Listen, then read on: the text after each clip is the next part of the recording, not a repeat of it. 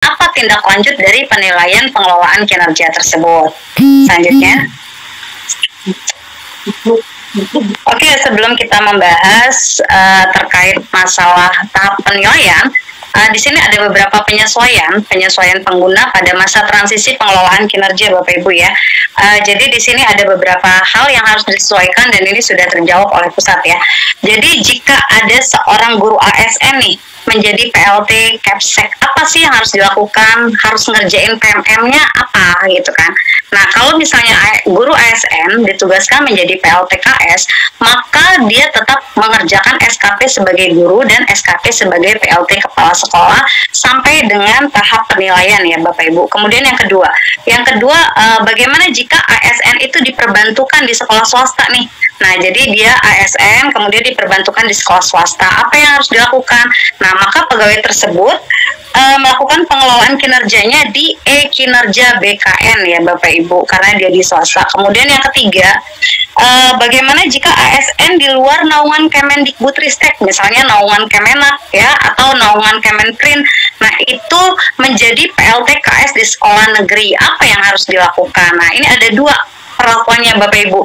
Jika pegawai tersebut datanya sudah tercatat di Dapodik, maka silakan melanjutkan atau mengerjakan PMM-nya di PMM, melanjutkan pengelolaan kinerjanya di PMM. Namun jika belum tercatat di Dapodik, maka silakan hubungi Pusat Bantuan PMM untuk menyertakan nama lengkap, instansi dan sebagainya untuk ditindaklanjuti.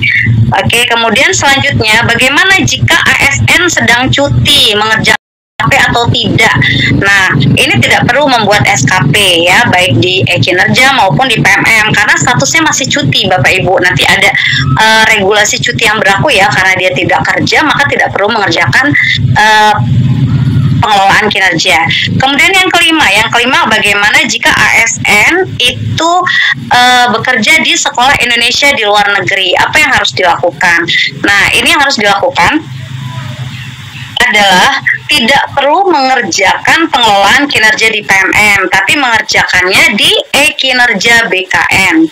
Nah, selanjutnya, ASN sedang tugas belajar. Nah, ASN sedang tugas belajar ini ada dua. Ada tugas belajar mandiri, ada tugas belajar yang dibiayai oleh instansi atau pemerintah ya Bapak Ibu, biasanya beasiswa ya. Nah, itu apa yang harus dilakukan? Kalau yang dibiayai oleh negara, instansi atau beasiswa seperti itu, maka mengerjakan pengelolaan kinerjanya itu di e-kinerja BKN. Sedangkan jika dia tubel itu tugas belajar mandiri, nah, kan dia berarti masih bertugas ya Bapak Ibu ya, bertugas di satuan pendidikannya, maka mengisi SKP-nya itu di PMM.